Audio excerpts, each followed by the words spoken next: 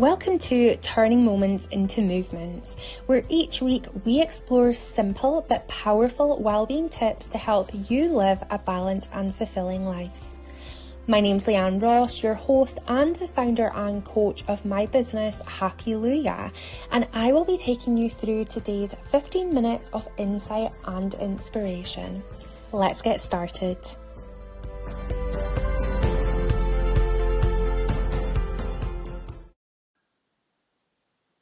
Hello and welcome to this week's episode. This week's episode is all about time management.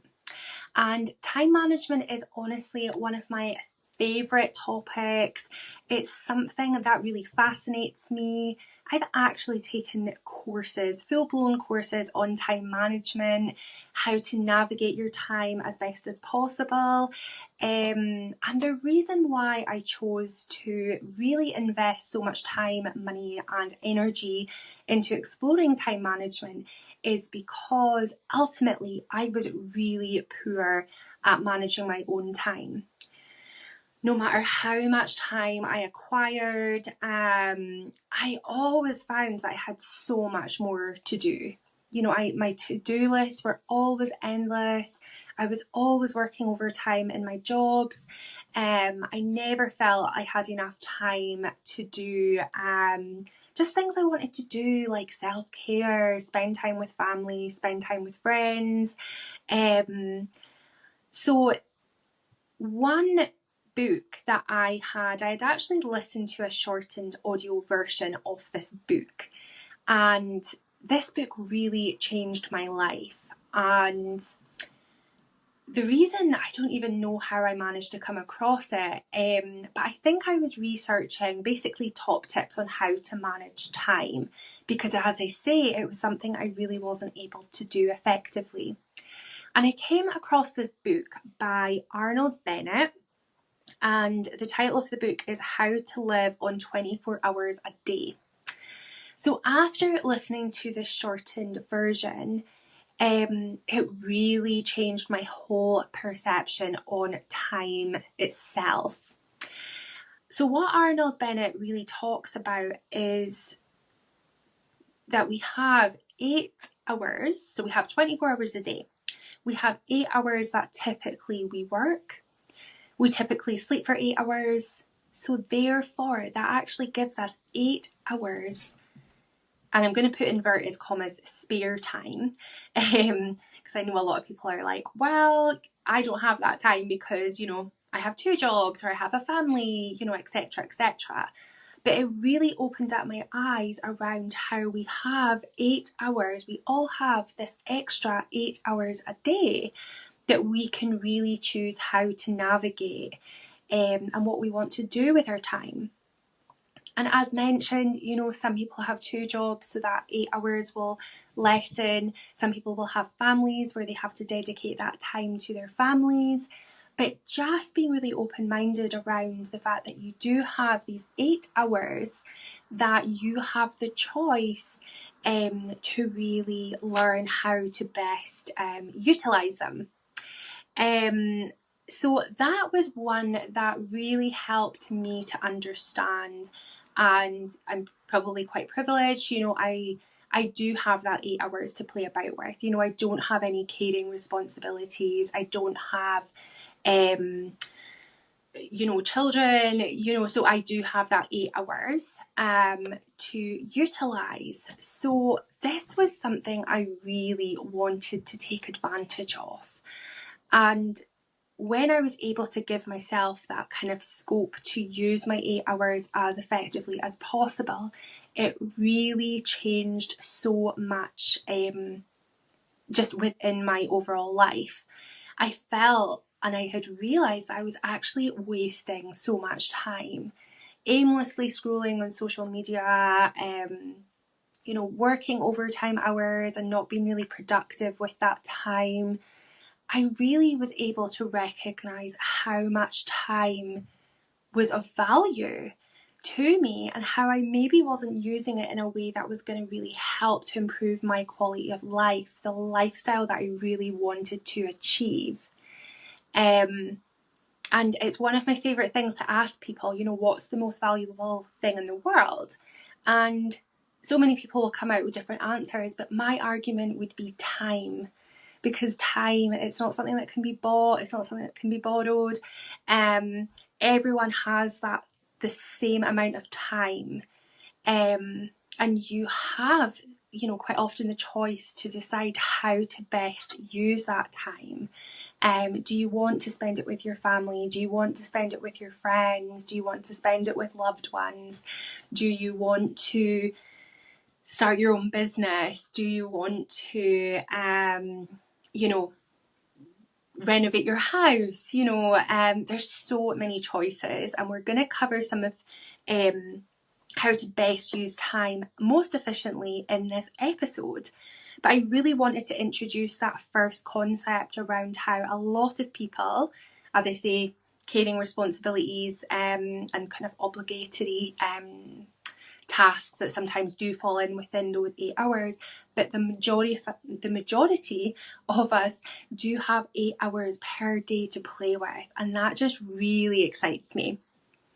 So what I'm going to cover is a couple of different areas that I have found particularly helpful when looking at how to make best use of my time, which ultimately has led to a higher quality of life. And by all means, this is something I'm still navigating. This is still something I'm really working through and making sure that I can use time as efficiently as possible.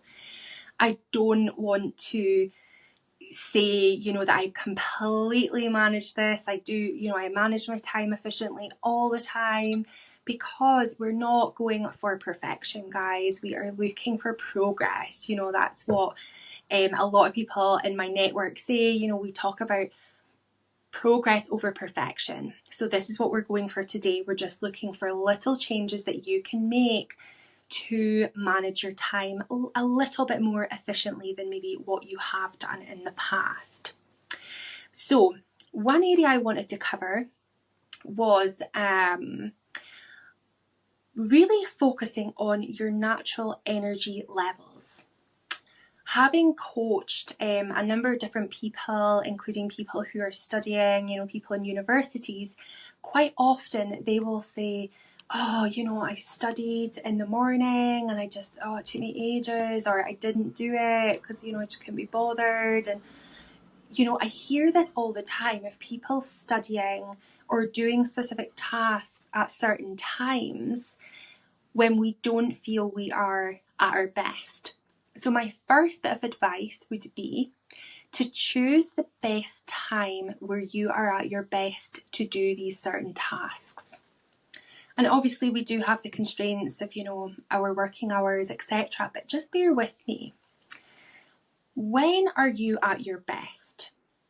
Are you a morning person? Do you identify as being a morning person and are able to jump out of bed, raring to go? That's certainly me. I'm one of those really annoying people that just bounce out of bed, ready. Or do you feel your energy levels are better at night? Do you feel you tend to get more done, you know, in the later evening? Do you feel that your burst of energy is in the afternoon? So really reflecting on that first question, where are you, or when are you at your best? Is it morning, afternoon, or evening? And using that knowledge can really help you to excel your time by using your body's energy as efficiently as possible. So for example, if you work best in the afternoon, make sure all of your tasks that you need to get done are scheduled for that time in the afternoon.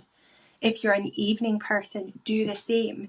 Be really intentional with your time. So the first one would be energy levels. The second one, and this really ties closely in with the energy levels, but I read this really great book called The Power of When. And The Power of When was written by an author called Dr. Michael Breus. Now, Dr. Michael Breus is a sleep doctor, And what he was able to do is carry some research around the clients that he was seeing. And what he found within that research was that, people talk about body clocks and how your body clock, will naturally tell you to wake up, naturally tell you when to go to bed, etc. Do you ever wonder why the whole world's body clocks are not in sync? It's something I had wondered before, and Dr. Michael Bruce really helps to tell us why that is, helps us to understand that. So he explains there's actually 4 different body clocks in the world that people have and people are tuned into. He calls them chronotypes. And what he does is, within his book, he allows you to do a quick quiz. Your answers then tell you which chronotype you are. And he breaks them into animals. So he breaks them into bears, dolphins, wolves, and lions, and that their characteristics and their kind of natural body clock kind of dictates which chronotype you are. So for an example, I am a lion. So the book will cover when is best for me to wake up in the morning, when's best for me to eat, sleep, all of those things, study, brainstorm, socialise, connect with people. So it's a really intricate book. So if you want to go in a little bit heavier into when is best for you to use your time most efficiently, I would really recommend this book. I will put it in the show notes. But if you do want to do more of a surface level kind of scenario around when to navigate your time as best as possible, make sure that you reflect on the energy level part discussed in point 1. So the other areas I wanted to quickly cover was time blocking. So time blocking is something that I have used for a number of years. It's a lot of things that my clients use as well. Time blocking is a really great time management strategy because it helps us to be focused for example, 1 hour, and helps us to be really intentional with our time. So what I would suggest is to reflect on one task that you really want to do, guesstimate how long roughly you think it will take to do that task, and then time block that. So for example, if it was to finish off a report, you thought, usually it would take about an hour, time block 1 hour at the best time for you, so morning, afternoon, or evening, and be really intentional with that hour. Even have a plan of what I will do within that hour to make sure I get my report done. Another area that can be helpful is to reflect on your energy levels within that time block. So some people can power through and work for maybe 2 hours, feel really, really focused and feel that they don't need a break. Other people might struggle and work for 30 minutes and then feel they need a bit of a break. So make sure it's really person-centered to you. Find the time block length that is best for you, whether it's 30 minutes, 1 hour, 2 hours, whatever it is, and then also put that time block in during a time that's best for you, morning, afternoon, or evening. So time blocking is a really, really helpful way. It also helps us to just get that sense of achievement. It helps us to, we can schedule, a bit of self-care and after, to kind of motivate us to finish that task that we've set ourselves to do. So time blocking is really, really great. It's something that I use all the time, and I would really recommend it as an effective time management strategy. The last one I wanted to cover was a framework that I was introduced to probably 6-7 years ago. And that is called the Eisenhower Matrix. Now, when I was a service manager, this was a structure I would always encourage my team to use because it can be really, really great to help prioritise. So if you're like me, I have a million to-do lists. My to-do lists are always really long. I have so much on my to-do list. And what I would find is I'd maybe have, say, an A4 sheet of things that I needed to do. And that made me feel really overwhelmed, quite anxious, and I never really got that sense of success, because as soon as I striked one off, there would be a million other things that I needed to do. So the Eisenhower Matrix is a really great tool that can be used to prioritise the areas in your to-do list. So the Eisenhower Matrix has 4 different boxes within it. The first box is things that are really urgent, they need done today. And I kind of slightly changed the model, so just bear with me. I will put the link in the show notes to the original Eisenhower Matrix, but I do kind of bend the rules slightly to make it a little bit more user friendly. So you pick what kind of feels right for you. But within the 4 boxes, you've in effect got the first one is really important, really urgent. The second one is, it's important that it gets done, but it doesn't have to be done like right now, or today. The third one is delegate. So prioritize and delegate. And the fourth one is delete. So things that you have on your to-do list that you don't really need to do. I personally don't use the 4th box for delete. I use it to schedule. So if you have it on your to-do list, irrespective of whether it's really important to do or not, the chances are it's something that you want to do. So I always say to schedule it. So I'll cover these boxes really quickly, just so you can get a feel for how to best utilise this framework. So as I say, the first box would be tasks that are really urgent. So for example, things that need to be done today. So you would go through your to-do list and you would either transfer them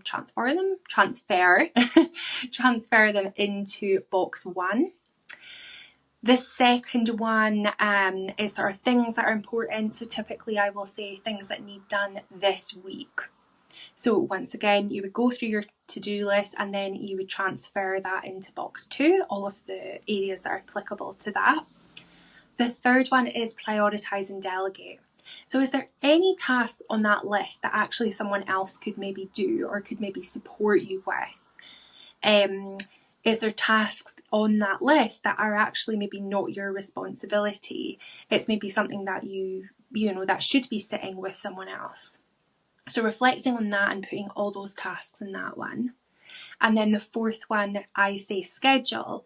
So are there things on the list that do need done, but it's not a priority? Maybe use some time blocking at some point to just have those ad hoc tasks allocated within that fourth box. So this can be a really effective way to time manage because it helps us to prioritise our time, but it also helps to lower that anxiety as well. Time management is so powerful, and if you get it right, it can really transform your life. I literally went from working so many hours a week to just reducing that because I was able to be more efficient with my time. An area that I've not yet touched on is scheduling self-care, because that's something that I really find helpful. It's something that my clients also find helpful as well. So I will do an episode on self-care in its own right. I'll talk about sort of the areas of self-care, how to navigate them, and also how to schedule that in a way that feels right for you. I hope you've enjoyed this episode. Get in touch with any questions, and I can't wait to speak to you all next week. Take care.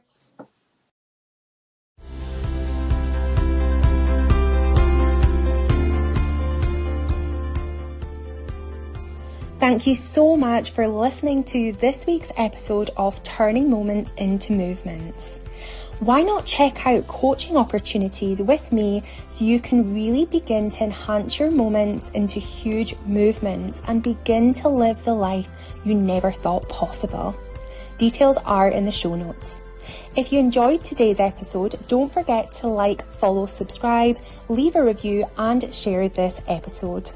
Remember to also follow me on social media platforms through my handle Happyluia, where you will receive additional daily content. And finally, make sure you join us next week for more tips on how you can turn your small moments into life-changing movements.